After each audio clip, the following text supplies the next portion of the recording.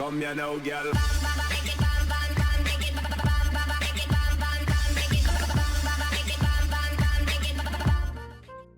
Hello and welcome to the Map of the Year series 2020 with me, BonBonB. I'm BonBonB, you're very, very welcome.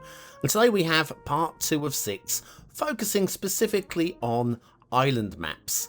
Now, island maps aren't to everybody's taste, but I think there's an awful lot of people that do like them, and they do definitely deserve a whole episode to themselves. Now, both of today's maps contain slightly more than the average in the way of workshop requirements. So if you are running a potato, both of these maps might be a little bit beyond you, but I do feel that the average Cities Skylines player will have no problem running either of today's maps. First up, we have Banyak Archipelago by Wellington 6012. Now, Wellington does make some amazing maps. We have marvelled at their work for the longest of times, and this particular map, well, it's quite a complex map. In fact, it's more than quite, it's a very complex map. They've made it for their own designs and purposes. It's not really designed for us guys, but it is really good. It is really, really good. The complexity doesn't take away from just how good the map actually is. It's a whole bunch of islands, heavily detailed, and some of the detailing, which we'll take a glance at as we do the flyby, is of the very highest standards. Now, this was first reviewed in episode 860. Can you remember that far back? Episode 860 of What's Map. The map itself uses the Seychelles theme, the realistic 1.2 LUTs, and has 30 workshop requirements. 30. You can work out whether or not that is going to work with your system. In that particular review, I gave this 5 stars for aesthetics, because it is just aesthetically amazing. We have 4 stars for detail and 5 stars for gameplay potential. And actually, in terms of star count, it rates higher than the map that I'm going to place above it in today's show. That said, it's not always all about stars. Sometimes it's about gut feeling. And sometimes gut feeling overrides perfection. And while this map is possibly a little bit more than the second map, my vibe goes with the second map. So anybody who's going to argue against me, that's my reasoning. Okay. That's not to say this is a bad map. It is one of the best 12 maps of the year, according to this series. There we go. Oh, the abandoned rail line here. You're going to see something here that I don't think we've seen in any other reviewed map on the show. And it goes from an abandoned rail line with the broken bridge across to another little broken bridge here. As you can see, we've got the pillars. Just, again, excellently done. And then we switch from rail line to path, because we have abandoned rail lanes made, upgraded for people to walk and ride down, haven't we, in real life? Then we have an underpass, taking the time to make an underpass for a rail line that does not exist. And then we have a broken bridge over here, and again the broken bridge is just done really well indeed. It's just superb. It's right. It's Wellington 6012, and they do go the extra mile with the detailing. And with this particular map, they have gone the extra mile.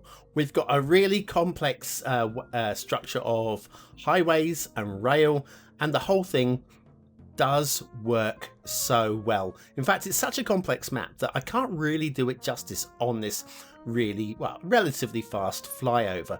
I'm just trying to give you an overall vibe for the map, and of course to let you know that if you want to see more of it, then head over to the review 860 What's Map 860, and you can see the full-on flyover and the more in-depth review.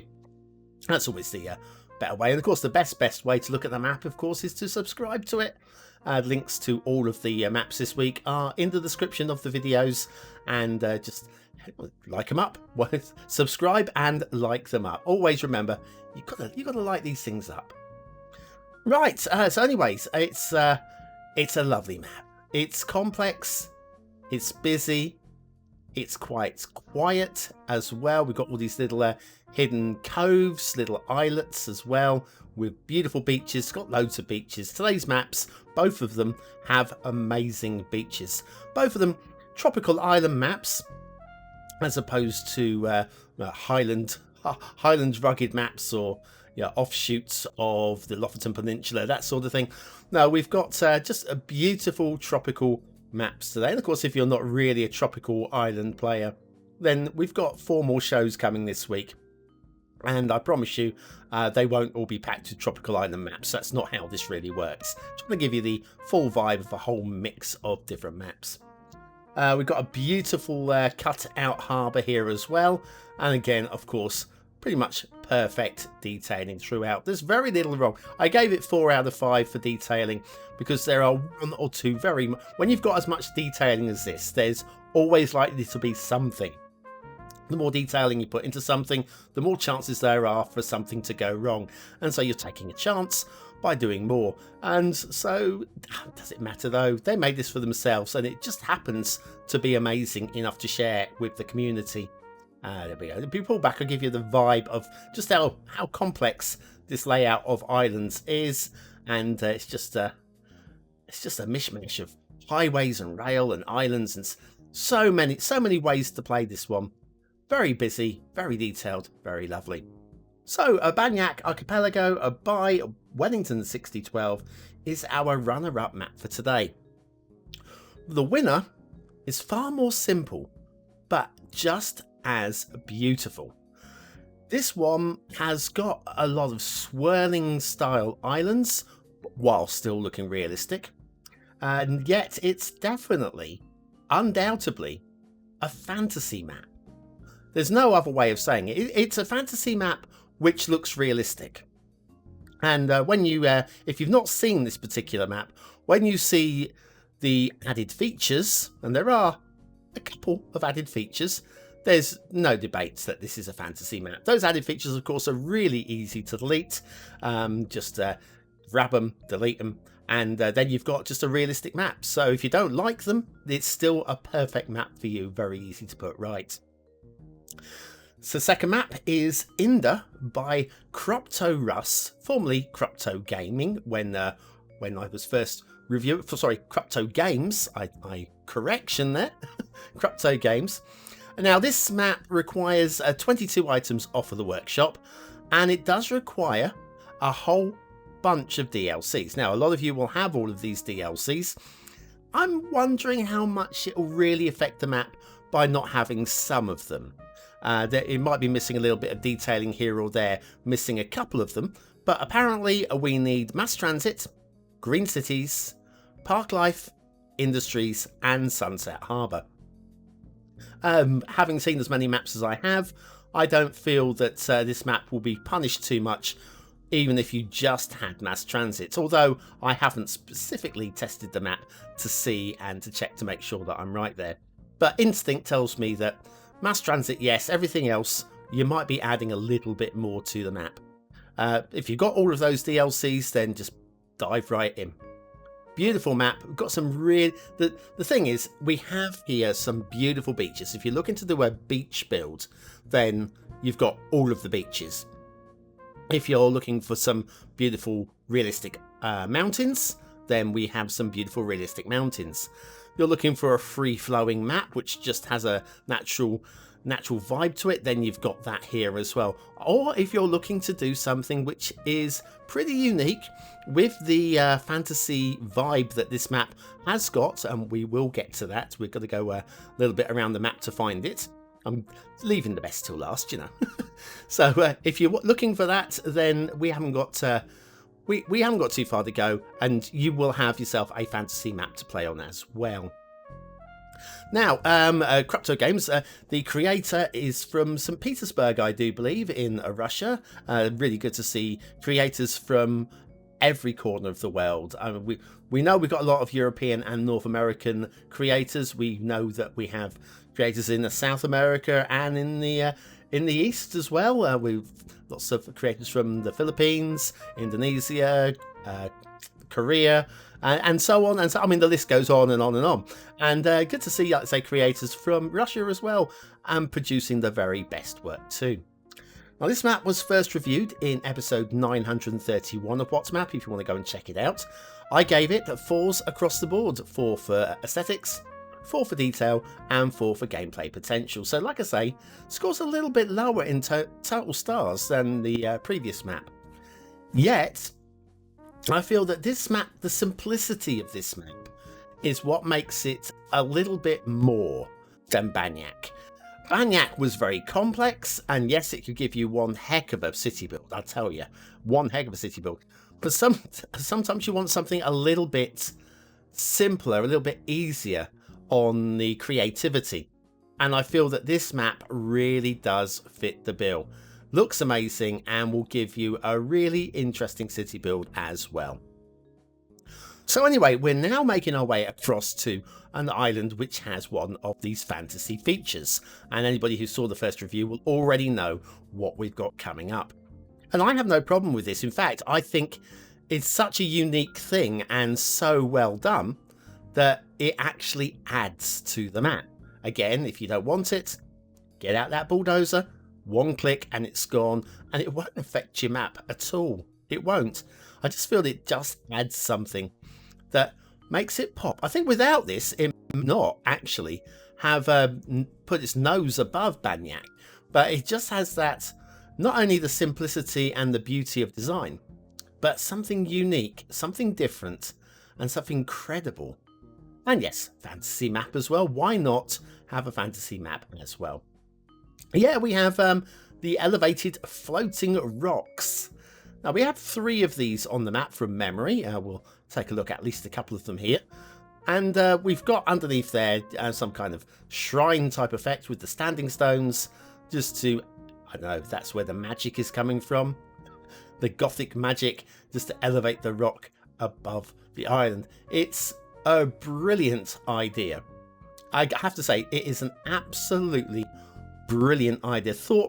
Whatever thought process led to that is the sort of process I wish I had going on in my head all of the time, because it works.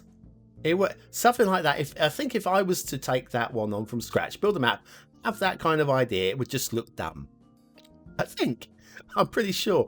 But no, a great mind and a great designer has basically produced something really special. Now we'll make our way back to the mainland here. There'll be another one of these floating stones in a moment, on top of what is a fantasy water system. Again, not a complex fantasy water system. It is not realistic, which is what makes it completely fantasy. But it's not beyond the realms of... It doesn't border into stupidity. Sometimes you can get these fantasy water systems, you go, yeah, I know, but that's just like ridiculous. It's an eyesore, you know? Not this one. It's quite aesthetically pleasing, and it's not too much. It's not too much at all. So I get all cred for that too. And making our way across to the island. Nice slow flyover. The thing with this map is there's not too much to it. I mean, there's plenty of buildable space, which you'll see when we pull up at the end of the flyover. There is plenty of buildable space. But there aren't all of these nooks and crannies. With Banyak, I could have spent twice as long flying over that, picking out bits and pieces. And then, after 12 minutes of that, coming over to this map for 4 minutes and saying this is a better map, I don't feel that's really fair. I feel that this map, being one of my 6 finalists, does need to have some time spent on it. And as you can see, with the waterfall here going down into the lake, with the elevated highway going over it just so smoothly. And then, of course, the floating rock as well for extra detailing up here, just to highlight the waterfall as something more than just a fantasy waterfall. It's fantasy waterfall because the water spawn point up here isn't at all realistic, and we actually have water heading off into 2 directions, which again isn't strictly realistic. Heading up here just for a little bit of a look down. Not that you'd be looking at this from this angle with your city, you'd be looking at it from down on the plateau there. And We've got a lot of great underwater detailing as well with this map. Great choice of trees, a great tree painting as well. Even the trees on the cliffs look like they're meant to be on the cliffs, which is quite often something that really distracts for me.